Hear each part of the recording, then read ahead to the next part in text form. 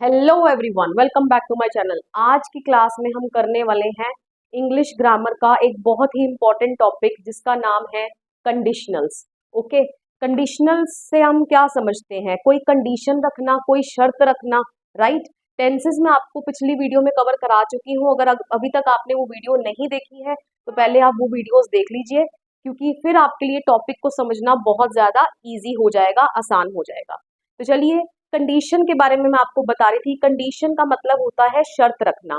Okay, तो conditional sentences भी कुछ ऐसे ही सेंटेंसेस है जो हम आम भाषा में इस्तेमाल करते हैं। ओके, बट इनको इंग्लिश में आपने किस तरीके से लिखना है, तो वहां पर कुछ सर्टेन रूल्स हैं जो आपको फॉलो करने हैं। चलिए आपको सिखाते हैं कंडीशनल्स के बारे में। अ कंडीशनल, सबसे पहले जान लेते हैं इसकी definition. A conditional sentence is the one in which one of the clauses lays down the condition for the action expressed in the second clause to be performed. Okay, तो चलिए भारी भरकम सी डेफिनेशन लिखी हुई है, इसको समझने से पहले हम क्लॉज वर्ड का मीनिंग जान लेते हैं। हमें पता है क्लॉजेस क्या होते हैं। ऐसे सेंटेंसेस होते हैं जिसके पास अपना खुद का सब्जेक्ट एंड खुद की वर्ब हो, उस सेंटेंस को हम क्लॉज कहते हैं, राइट। तो देख लीजिए, यहाँ पर दो सेंटेंसेस लिखे हुए हैं। इट रेन्स, अभी थोड़ी देर के लिए इसको भूल जाइए। It rains the match will get cancelled. Okay, तो यहाँ पर मैच क्या है? एक सब्जेक्ट है, मैच के बारे में बात हो रही है। एंड ये जो है कैंसल्ड क्या है? इसकी वर्ब है, राइट। तो यहाँ पर इट क्या है? सब्जेक्ट है, और रेन्स क्या है? वर्ब है। तो दो क्लॉजेस हैं, राइट। एंड दोनों क्लॉजेस को जोड़ा जा रहा है। अब इन दोनों में से एक जो है वो कंडीशनल क्लॉज है, जिसमें कंडीशन रखी गई है, शर्त रखी गई है। जैसे इफ इट रेन्स, अगर बारिश होती है, the match will get cancelled, जो मैच है वो क्या हो जाएगा? कैंसिल हो जाएगा। तो मैच कैंसिल होने की क्या शर्त है? अगर बारिश होती है तभी तो मैच कैंसिल होगा, राइट। तो जोन सा आपका क्लॉज कंडीशन एक्सप्रेस कर रहा है, कंडीशन एक्सप्रेस करने के लिए आपको इफ वर्ड मिल सकता है, व्हेन वर्ड मिल सकता है, तो वो कहलाता है सबऑर्डिनेट क्लॉज। ऑलराइट, जिसको हम डिपेंडेंट क्लॉज भी कहते हैं। डिपेंडेंट क्लॉज क्यों? क्योंकि ये जो है अपने मीनिंग को पूरा करने के लिए मेन क्लॉज के ऊपर डिपेंड कर रहा है। अब आप बोलेंगे मेन क्लॉज क्या है? मेन क्लॉज वो है जो अपने मीनिंग, जो स्वतंत्र है, जिसको मैं इंडिपेंडेंट क्लॉज भी बोल सकती हूँ। This is independent. कहने का मतलब, अगर मैं इसको अकेले बोल दूं the match will get cancelled, आप समझ जाएंगे मैं क्या बोल रही हूँ। लेकिन अगर मैं इसको बोलती हूँ इफ इट रेन्स, तो बोलोगे मैम क्या होगा अगर बारिश होगी? तो इसका मतलब ये अपने मीनिंग को कंप्लीट करने के लिए इसके ऊपर डिपेंड कर रहा है, राइट। तो ये कौन सा क्लॉज है? सबऑर्डिनेट क्लॉज है, जिसको हम डिपेंडेंट क्लॉज भी बोलते हैं। और ये क्या है आपका? ये अपने आप में ही क्या है? इंडिपेंडेंट है, इसका अपना खुद का मीनिंग है। तो इसको बोलते हैं हम इंडिपेंडेंट क्लॉज या मेन क्लॉज या प्रिंसिपल क्लॉज। Alright, clear. तो ऐसे आपके सेंटेंसेस जहां दूसरे एक क्लॉज में जो लिखा गया है वर्ब, उसको होने के लिए कोई कंडीशन रख दी जाए, तो ऐसे सेंटेंसेस को हम कंडीशनल सेंटेंसेस कहते हैं। ऑलराइट, तो चलिए अब हम बढ़ते हैं इनके टाइप्स की ओर। अब कंडीशनल हमारे कितने टाइप्स के हैं? Basically 4 types of conditional are there, 4 तरीके के हैं। अभी मैं आपको दो दो करके कवर कराऊंगी। तो फर्स्ट वन इज टाइप 0, ठीक है। इसको इसी से ही बोलते हैं हम type 0, type 1, type 2 and type 3। ये आपके 4 कंडीशनल्स हैं। तो देखते हैं टाइप 0 कंडीशनल में ये कैसे सेंटेंसेस होते हैं। These are the sentences that are use to express general truth, जो किसी एक जनरल ट्रुथ की बात करें, ठीक है, हैबिट्स की बात करें या साइंटिफिक फैक्ट्स की बात करें। ओके, इसमें आपका सेंटेंस स्ट्रक्चर क्या रहेगा कि अगर ये हो या अगर ये होता है तो ये होता है। तो इसको मैं इंग्लिश में क्या बोल सकती हूँ? इफ दिस थिंग हैपेंस, अगर ऐसा होता है, दैट थिंग हैपेंस, तो ऐसा होता है। ऑलराइट, तो इसके अंदर आपका सेंटेंस स्ट्रक्चर क्या रहेगा? आपने अगर ऐसा होता है, जो आपका कंडीशन वाला पार्ट है, वहां पर आपने इफ के साथ सिंपल प्रेजेंट टेंस लगाना है। सिंपल प्रेजेंट टेंस से मैं क्या समझी? वर्ब की फर्स्ट फॉर्म। ओके, एंड जो आपका मेन क्लॉज है, जो प्रिंसिपल क्लॉज है, वहां पर भी आपने सिंपल प्रेजेंट टेंस ही लगाना है, जिसको हम क्या बोलते हैं? V1। ओके, तो चलिए कुछ सेंटेंसेस देख लेते हैं, अभी क्लियर हो जाएगा। देखो, first sentence, first example, if you add 2 and 2 अगर आप 2 और 2 को जमा करते हैं, यू गेट 4, तो आपको क्या मिल जाता है? 4 मिल जाता है। ओके, तो अगर ऐसा होता है तो ऐसा होता है। ओके, इसके होने में कोई शक नहीं है। अगर ऐसा होता है तो ऐसा ही होता है। 2 और 2 को जमा करते हैं तो 4 ही मिलता है। ओके, तो देख लीजिए, कंडीशन हो गई ना 4 मिलने की, कि अगर आप 2 और 2 को जमा करते हो तो 4 मिलता है। ओके, दोनों में ही आपने क्या लगाना है? V1 लगानी है। ये बात आप ध्यान रखिए। नेक्स्ट सेंटेंस देखते हैं। If you put sugar in hot milk, अगर आप गर्म दूध में चीनी डालते हैं। ओके, अगर आप गर्म दूध में चीनी डालते हैं, इट डिसॉल्व्स, तो ये घुल जाती है। ओके, ठंडे दूध में तो नहीं घुलेगी ना, आपको स्टर करना पड़ेगा, लेकिन गर्म दूध में आप चीनी डाल दोगे तो क्या होगी? वो घुल जाती है। ओके, तो अगर ऐसा होता है तो ऐसा होता है। तो दोनों में ही देख लीजिए, हमने वर्ब की फर्स्ट फॉर्म का इस्तेमाल करा, पुट एंड डिसॉल्व्स। एस या ईएस लग जाता है जब इट आ जाता है, ही शी इट। याद करिए, तभी मैं कह रही थी अगर आपने टेंसेस की वीडियो अभी तक नहीं देखी है तो एक बार आप वो देख लीजिए, तो आपके लिए टॉपिक को समझना बहुत ईजी हो जाएगा। नेक्स्ट सेंटेंस पर बढ़ते हैं। इफ यू हीट आइस, अगर आप आइस गरम करते हैं। ओके, अगर आप गरम करेंगे आइस को तो क्या होगी? आप बोलोगे मैम पिघल जाती है।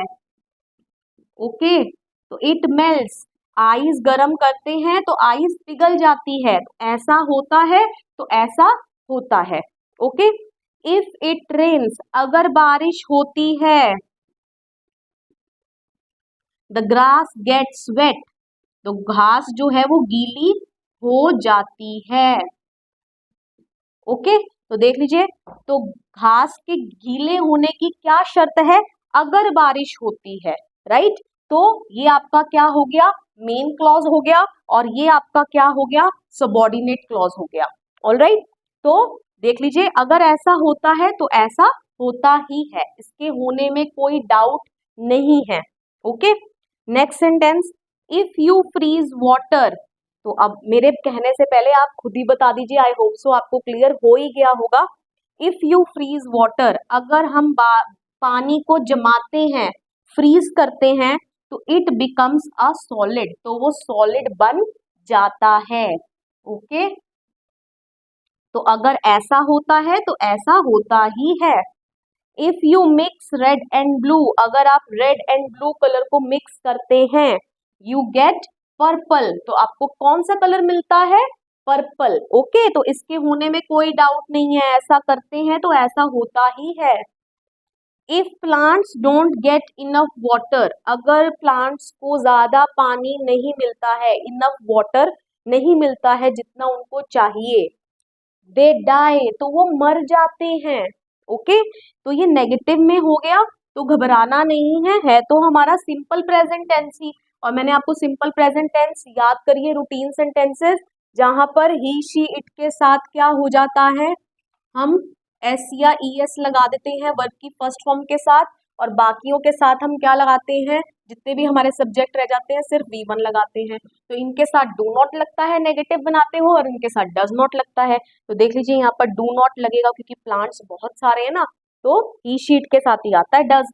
तो plants don't get enough water, अगर प्लांट्स को ज्यादा पानी नहीं मिलता है, दे डाई, वो मर जाते हैं। Okay, if you have a good job, अगर आपके पास अच्छी जॉब होती है, ठीक है, you are secure in life, तो आप अपनी लाइफ में सिक्योर हो जाते हैं, टेंशन फ्री हो जाते हैं, राइट? तो अगर ऐसा होता है तो ऐसा होता ही है, इसके होने में कोई डाउट नहीं है। ऑलराइट, तो आई होप सो आपको जो टाइप 0 है वो बिल्कुल क्लियर हो चुका है। अब हम मूव करते हैं टाइप 1 पर। ओके, तो टाइप 1 जो है इस पर जंप करते हैं, लेकिन एक इसका पॉइंट मैं आपको बता देती हूँ, यहाँ जो आपकी सिचुएशन है इज रियल एंड पॉसिबल। ठीक है, बिल्कुल रियल है और पॉसिबल है। अगर ये रियल में हो रहा है तो ये पॉसिबल है, बिल्कुल ये ही होगा। ओके, अब हम बढ़ते हैं टाइप 1 पे। अब टाइप 1 में भी, अब ये तो आप समझ ही गए इतना कि एक आपका सबऑर्डिनेट क्लॉज रहने वाला है और एक आपका मेन क्लॉज रहने वाला है, मतलब कि एक आपका कंडीशन वाला पार्ट रहने वाला है सेंटेंस, और एक आपका मेन पार्ट रहने वाला है।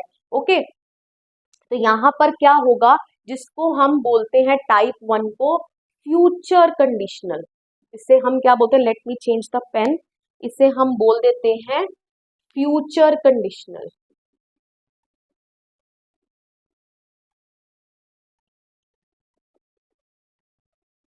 जब आपके दोनों ही जो एक्शन हैं वो फ्यूचर में हो, जैसे देखिए इसका स्ट्रक्चर क्या रहेगा कि अगर ये करोगे, ठीक है, तो ये होगा। अभी इसको छोड़ दीजिए कुछ टाइम के लिए, हो सकता है को, तो इसमें क्या होगा, इफ दिस थिंग हैपेंस, अगर ये चीज करोगे दैट थिंग विल हैपन। तो इसकी फॉर्म क्या होगी, आपने इफ जो आपका शर्त वाला सेंटेंस है उसमें आपने सिंपल प्रेजेंट टेंस लगाना है। सिंपल प्रेजेंट अभी हम करके आए हैं, मतलब वर्ब की फर्स्ट फॉर्म लगानी है, एंड जो आपका बाकी का पार्ट है, जो मेन पार्ट है, वहां पर आपने फ्यूचर टेंस लगाना है, सिंपल फ्यूचर। सिंपल फ्यूचर मतलब विल प्लस वर्ब की फर्स्ट फॉर्म। ओके, जरूरी नहीं है हमेशा विल लगे, कभी कभी मे, माइट, कैन, कुड में से भी कुछ भी लग सकता है। ओके, तो कुछ सेंटेंसेस देख लेते हैं फिर आपको क्लियर होगा।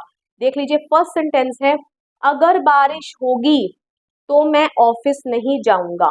देख लीजिए यहाँ पर दोनों ही जो सेंटेंसेस हैं, क्लॉजेस हैं, वो दोनों ही फ्यूचर के हैं, और मेरे पास फ्यूचर के लिए तो मेरे पास सिर्फ एक फ्यूचर टेंस ही है, राइट।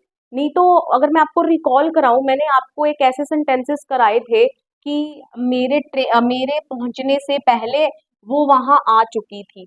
ओके, तो मेरे मेरे पहुंचने से पहले वो वहां पहुंच चुकी थी या आ चुकी थी।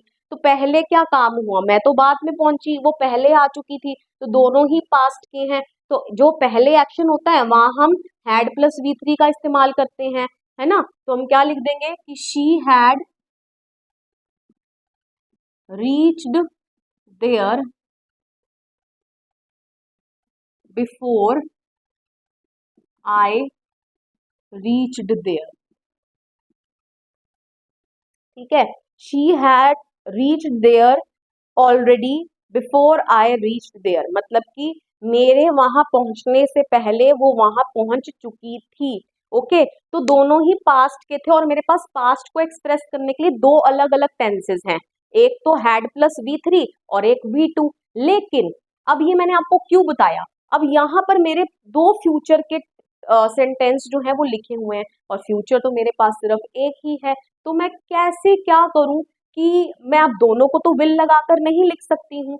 तो इसलिए अब आपको क्या करना होगा, जो आपका कंडीशन वाला पार्ट होगा वहां आपने वर्ब की फर्स्ट फॉर्म का इस्तेमाल करना है, एंड जो आपका मेन क्लॉज होगा वहां आपने विल के साथ वर्ब की फर्स्ट फॉर्म लगानी है। कहने का मतलब फ्यूचर टेंस का इस्तेमाल करना है। तो चलिए देख लेते हैं, इफ इट रेन्स, ठीक है, इट के साथ वर्ब की फर्स्ट फॉर्म के साथ एस या ई एस आता है। ओके, इफ इट रेन्स, अगर बारिश होगी तो मैं ऑफिस नहीं जाऊंगा, I will not go to the office. Okay, next देख लेते हैं, इफ ही मिसबिहेव्स अगेन, इसकी हिंदी आप बताइए।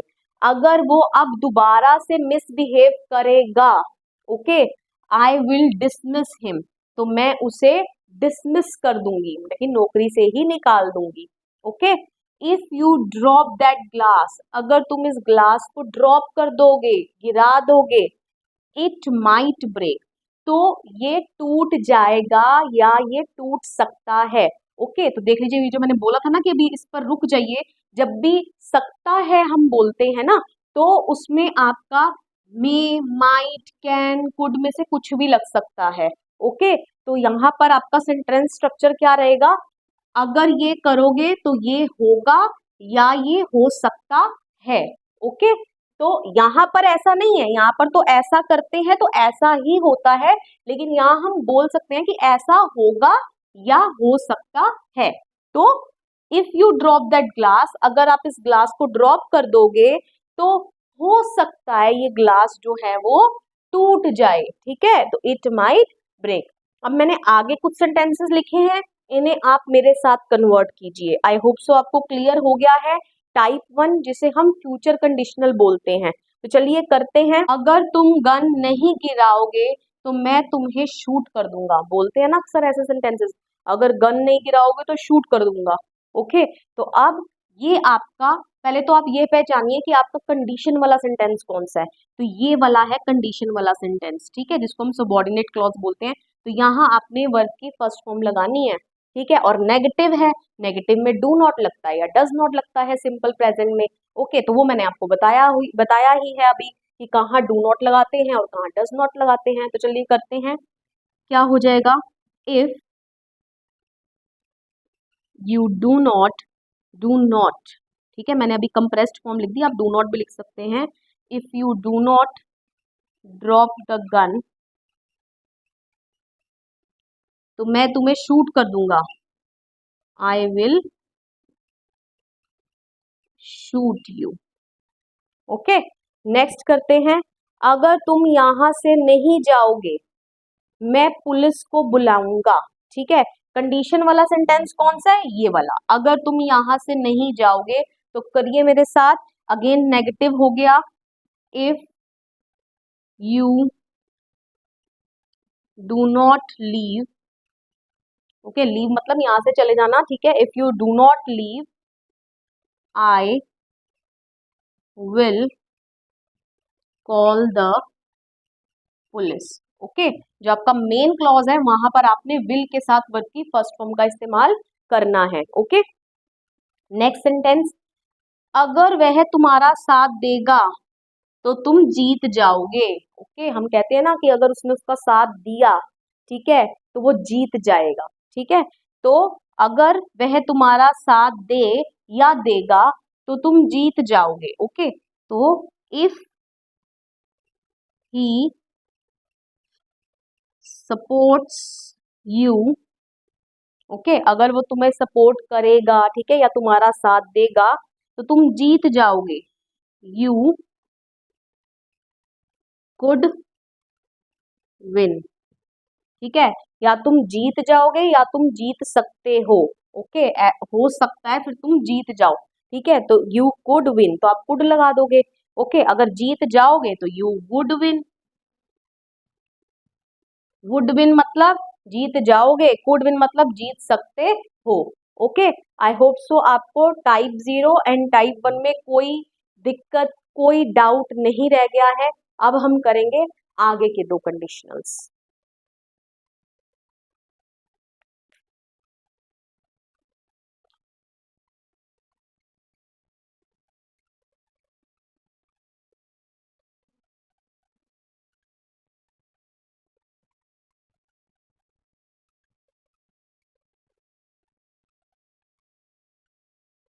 आई होप सो अब आपको इन दोनों टाइप 0 एंड टाइप 1 में कोई डाउट नहीं रह गया है। अब हम करेंगे आगे के दो कंडीशनल्स, लेकिन उससे पहले मैं आपको बता दूं टाइप 1 में, इसमें हम possible condition and it's likely result की बात करते हैं कि अगर ये पॉसिबल कंडीशन हो जाएगी तो उसका रिजल्ट क्या होगा।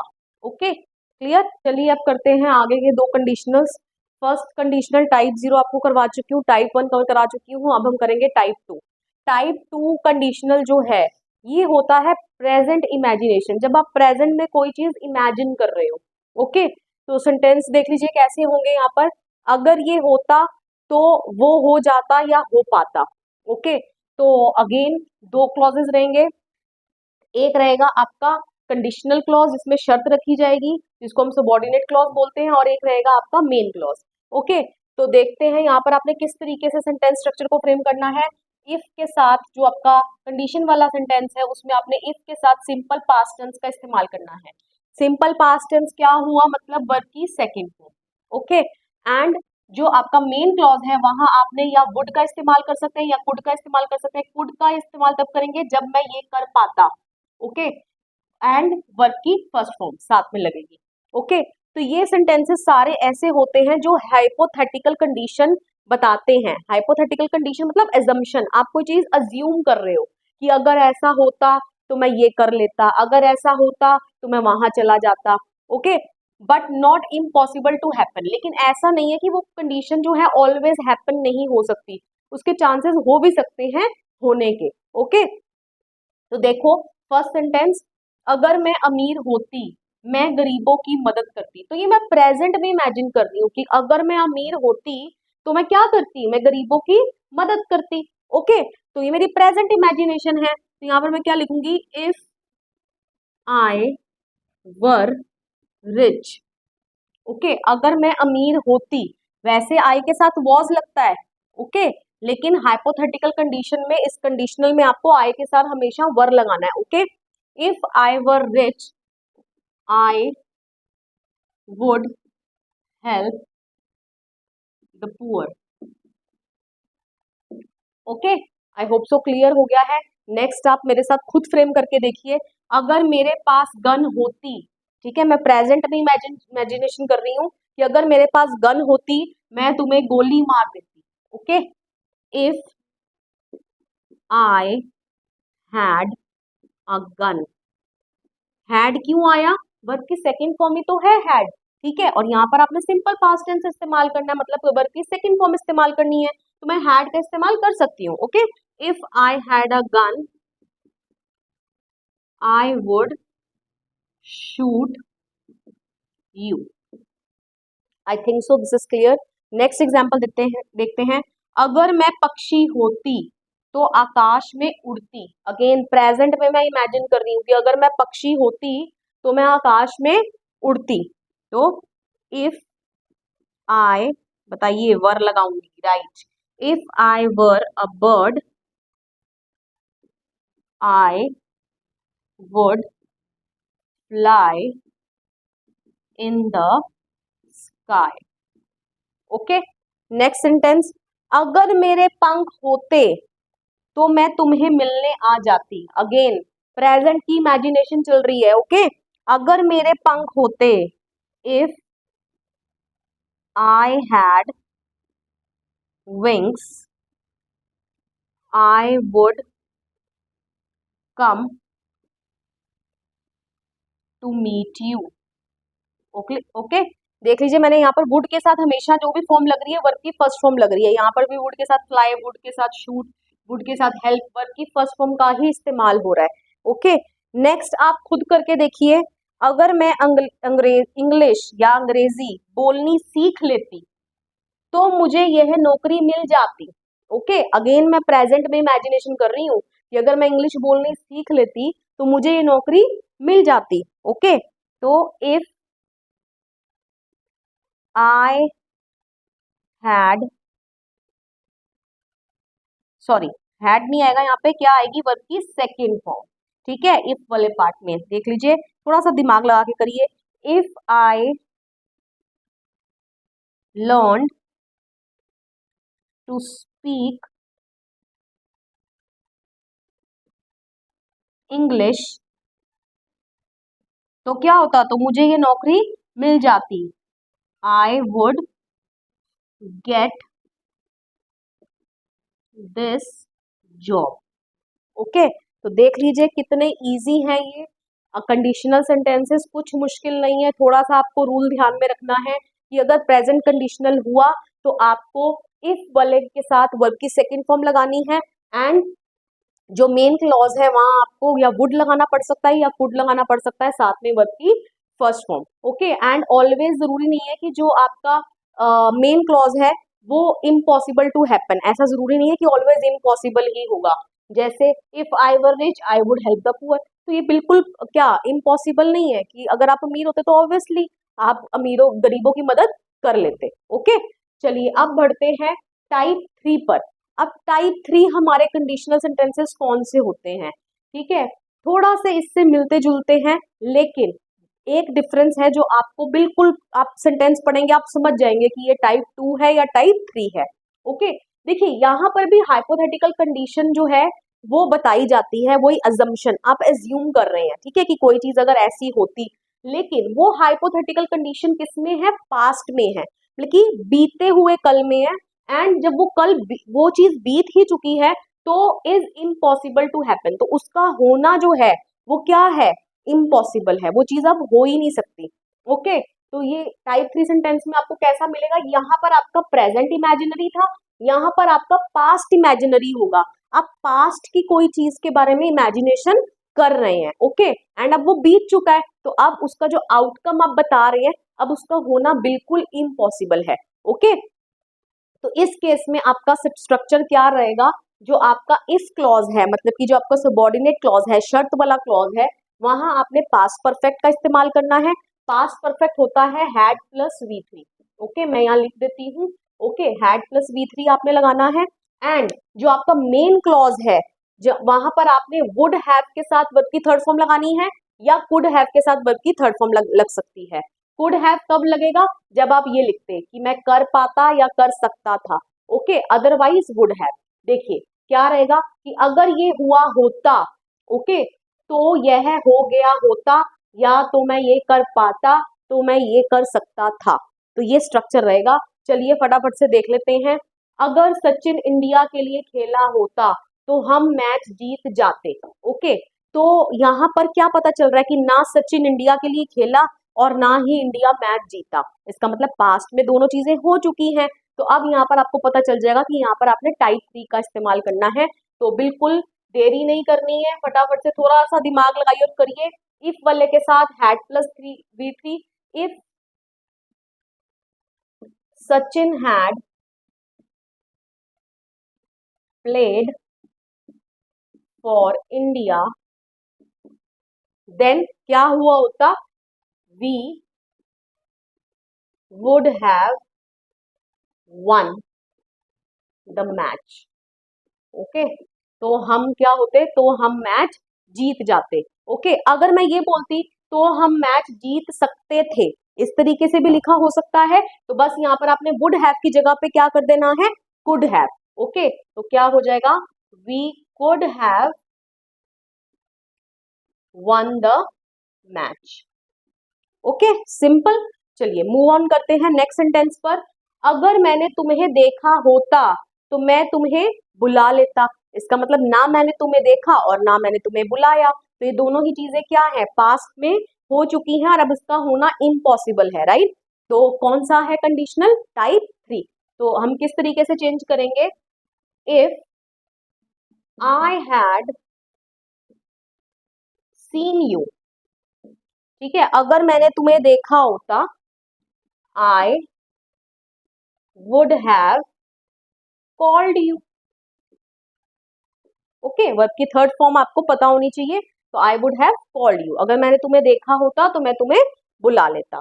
चलिए बढ़ते हैं नेक्स्ट सेंटेंस की ओर। आप मेरे करने से पहले खुद ट्राई करिए।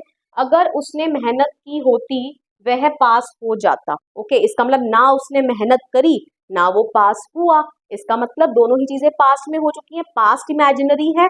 आपको टाइप 3 का रूल यहाँ पर इस्तेमाल करना है। तो क्या लिखोगे, if he had worked hard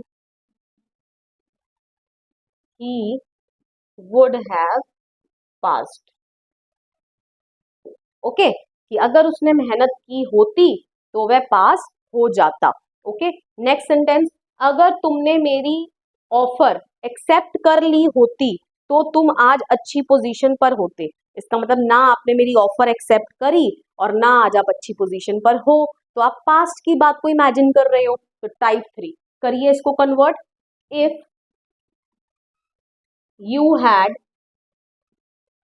accepted my offer, तो क्या हुआ होता, you would have been in a better position। Okay, I hope so clear हो चुका है। लास्ट आप खुद करिए। अगर मैंने इंग्लिश सीख ली होती या सीख ली होती तो मुझे नौकरी मिल जाती। ओके, होती, तो इसका मतलब ना मैंने इंग्लिश सीखी और ना मुझे नौकरी मिली, तो इसका मतलब मैं पास्ट की चीज को इमेजिन कर रही हूँ। तो टाइप 3 किस तरीके से लिखेंगे, if I had learn English, तो क्या होता, I would have got this job. Okay, तो मुझे ये जॉब मिल जाती। आई होप सो आपको type 2 conditional and type 3 conditional में डिफरेंस पता चल गया है एंड आप बहुत इजीली जो सेंटेंसेस हैं इन्हें यूज करके आप फ्रेम कर लेंगे। अब हम करेंगे कुछ इसकी प्रैक्टिस एक्सरसाइज। अब हम कर लेते हैं कंडीशनल्स की प्रैक्टिस एंड अब मैंने इस बोर्ड पर चारों के चारों कंडीशनल जो हैं वो लिख दिए हैं। एक बारी हम रिवाइज कर लेते हैं। टाइप 0 कंडीशनल क्या था, जिसके अंदर जनरल ट्रुथ बताया जाएगा या साइंटिफिक फैक्ट बताया जाएगा। जैसे अगर ऐसा होता है तो ऐसा होता है, उसके होने में कोई डाउट नहीं है। जैसे इसका एग्जाम्पल कि अगर हम गर्म दूध में चीनी डालते हैं तो चीनी घुल जाती है। ओके, तो चीनी के घुलने में कोई शक नहीं है। ओके, टाइप 1 है आपका फ्यूचर कंडीशनल, जहां हम फ्यूचर की बात करते हैं कि अगर ऐसा होगा तो ऐसा होगा। मतलब कि अगर आप गैस के ऊपर हाथ रखोगे तो आपका हाथ जल जाएगा। ओके, तो ये हो गया आपका फ्यूचर कंडीशनल। रूल मैंने लिख दिए हुए हैं। यहाँ आपने इफ के साथ वर्ब की फर्स्ट फॉर्म का इस्तेमाल करना है और मेन क्लॉज में भी आपने वर्ब की फर्स्ट फॉर्म का इस्तेमाल करना है।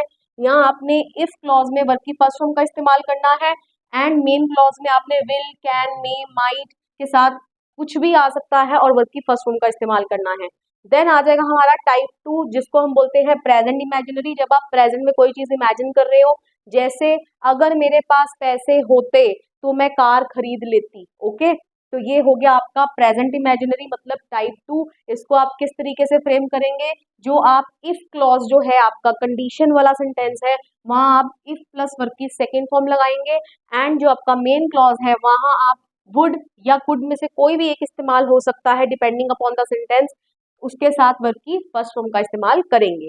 And then last is type 3 that is past imaginary, जिसमें हम क्या बोल सकते हैं कि अगर तुमने मेहनत की होती तो तुम एग्जाम में पास हो जाते। ओके, इसका मतलब ना मेहनत की ना एग्जाम में पास हुए। ओके, तो आप एक पास्ट चीज के बारे में सोच रहे हैं जिसका अब होना आगे फ्यूचर में क्या है, इम्पॉसिबल है, राइट। तो उस केस में आपने क्या करना है, जो आपका इफ क्लॉज है मतलब कि जो आपका कंडीशनल क्लॉज है वहां आपने हैड प्लस V3 का इस्तेमाल करना है एंड जो आपका मेन क्लॉज है वहां आप वुड हैव या कुड हैव दोनों में से कोई एक डिपेंडिंग अपॉन द सेंटेंस उसके साथ V3 का इस्तेमाल करेंगे। तो चलिए अब करते हैं प्रैक्टिस, जिसमें हम करेंगे कुछ सेंटेंसेस एंड अब आप ही बताओगे इसके अंदर कि कौन सा कंडीशनल इसके अंदर लग रहा है। तो करते हैं सेंटेंस नंबर 1। अगर उसे पता होता तुम हॉस्पिटल में हो तो वह तुम्हें मिलने जरूर आता। इसका मतलब ना उसे पता चला, जैसे आप अपने किसी दोस्त को बोलते हो कि अगर मुझे पता होता ना तुम्हारी इतनी तबीयत खराब है तो मैं तुम्हें मिलने के लिए जरूर आता। इसका मतलब ना तुम्हें पता चला ना तुम उसको देखने के लिए गए। ओके, तो इसका मतलब ये किसकी बात की जा रही है, आप पास्ट चीज के को इमेजिन कर रहे हो जिसका होना पॉसिबल नहीं है। तो समझ गए आप, यहाँ पर लगेगा टाइप 3। ओके, टाइप 3 के हिसाब से आप इस सेंटेंस को चेंज कर देंगे। तो चलिए करते हैं। इफ क्लॉज में आपने हैड प्लस V3 का इस्तेमाल करना है। जैसे अगर उसे पता होता तुम हॉस्पिटल में हो, तो करिए मेरे साथ, if he had known you were in hospital. ठीक है, आधा पार्ट हमारा हो गया। तो वह तुम्हें मिलने जरूर आता, तो आगे के पार्ट में आपको वुड हैव के साथ वर्ब की थर्ड फॉर्म लगानी है। तो he would have come to meet you. देख लीजिए कितना आसान है। बढ़ते हैं नेक्स्ट सेंटेंस की ओर। अगर मेरे पास पैसे होते तो मैं तुम्हें दे देती। इसका मतलब ये कि आप कैसी चीज को इमेजिन कर रहे हो, प्रेजेंट चीज को इमेजिन कर रहे हो कि अगर मेरे पास यार अभी पैसे होते तो मैं तुम्हें दे देती। तो कौन सा कंडीशनल हो गया, टाइप 2, जिसके अंदर आप प्रेजेंट चीज को इमेजिन कर रहे हो। तो इफ क्लॉज में आपने लगाना है वर्ब की सेकेंड फॉर्म। तो चलिए करते हैं। इफ आई हैड मनी, अगर मेरे पास पैसे होते तो मैं तुम्हें दे देती। I would give it to you. I hope so clear हो गया है। ये है आपका टाइप 2, लिख देती हूं मैं ब्रैकेट में। बढ़ते हैं नेक्स्ट सेंटेंस की ओर। अगर मैं अमीर होती तो मैं पूरी दुनिया घूमती। ओके, प्रेजेंट की बात कर रहे हैं, प्रेजेंट इमेजिनरी। अगर मैं अमीर होती तो मैं पूरी दुनिया घूमती। ओके, इसके अंदर जो आपका जो मेन क्लॉज है वो उसका होना इम्पॉसिबल नहीं है। ओके, तो हो सकता है ना ये पॉसिबल कि अगर मेरे पास पैसे होते तो मैं पूरी दुनिया घूमती। अगेन आपका कौन सा है, present imaginary, that is type 2। किस तरीके से आप करेंगे, इफ क्लॉज में आप वर्ब की सेकेंड फॉर्म लगाएंगे तो करिए, इफ आई वर रिच, तो क्या होता, I would travel around the world. I hope so clear हो गया है आपको। बढ़ते हैं फोर्थ सेंटेंस की ओर। फोर्थ सेंटेंस है, अगर वह डॉक्टर को कंसल्ट नहीं करेगी उसे उसकी प्रॉब्लम का पता नहीं चलेगा। ठीक समझे आप, टाइप 1 जिसको हम बोलते हैं फ्यूचर कंडीशनल, कि अगर ऐसा होता है या होगा तो ऐसा होगा या ऐसा हो सकता है। ओके, इसके होने में शक नहीं होता, लेकिन इसके होने में हम ये बोल सकते हैं कि ऐसा हो सकता है कि अगर वो डॉक्टर को कंसल्ट नहीं करेगी तो उसे उसकी प्रॉब्लम का पता नहीं चलेगा। क्या करना है आपने, इफ क्लॉज में वर्ब की फर्स्ट फॉर्म का इस्तेमाल करना है। तो चलिए करते हैं, इफ शी, नेगेटिव में डज नॉट आएगा, if she does not consult the doctor, उसे उसकी प्रॉब्लम का पता नहीं चलेगा। She will not know about her problem. Okay, if she does not consult the doctor she will not know about her problem. आगे के जो मेन क्लॉज है वहां विल, कैन, मे, माइट में से कुछ भी लग सकता है डिपेंडिंग अपॉन द सेंटेंस। अभी तो विल नॉट ही लगेगा एंड साथ में वर्ब की फर्स्ट फॉर्म। ओके, बढ़ते हैं नेक्स्ट सेंटेंस की ओर। ये है आपका टाइप 1। नेक्स्ट सेंटेंस है, अगर आप पानी को 100 डिग्री सेल्सियस तक गर्म करते हैं तो वह उबलने लगता है। ठीक समझे आप, ये है आपका टाइप 0, क्योंकि इसका जो रिजल्ट है इसके होने में कोई शक नहीं है। यहाँ हम बोल सकते हैं कि ऐसा हो सकता है, लेकिन पानी को तो उबालने पर वो उबलेगा ही। ठीक है, वो उबलने लगता है, इसके होने में कोई शक नहीं है। तो यहाँ लगेगा टाइप 0, जिसके अंदर आपने दोनों में ही वर्ब की फर्स्ट फॉर्म का इस्तेमाल करना है। तो चलिए करते हैं, if you boil water at 100 degree Celsius तो क्या होगा, इट बॉइल्स। ठीक है, तो इट यहाँ पर किसके लिए, वाटर के लिए, एंड इट के साथ वर्ब की फर्स्ट फॉर्म के साथ SEIS लग जाता है तो वो उबलता है। ओके, तो ये हो गया आपका टाइप 0। नेक्स्ट क्वेश्चन करते हैं, अगर आप ग्रीन बटन प्रेस करते हैं या करेंगे तो दरवाजा खुल जाएगा। ये है आपका होमवर्क में, एंड आप मुझे कमेंट सेक्शन में इसका आंसर लिखकर बताएंगे कि कौन से कंडीशनल का टाइप है, एंड उसको आप ट्रांसलेट करिएगा। तो यहाँ हमारा ये कंडीशनल का टॉपिक एंड होता है। आई होप सो आपको सभी कंडीशनल जो हैं वो समझ आ गए हैं, आपको कोई डाउट नहीं रह गया है। वीडियो आपको कैसा लगा कमेंट करके बताइएगा। वीडियो पसंद आया हो वीडियो को शेयर कर दीजिए अपने फ्रेंड्स के साथ एंड लाइक कर दीजिए, and don't forget to subscribe my channel. मिलेंगे नेक्स्ट वीडियो में जहां हम करेंगे ग्रामर के और टॉपिक्स बिल्कुल इंटरेस्टिंग वे में एंड इजी वे मैनर में। मिलते हैं नेक्स्ट वीडियो में, टिल देन बाय बाय।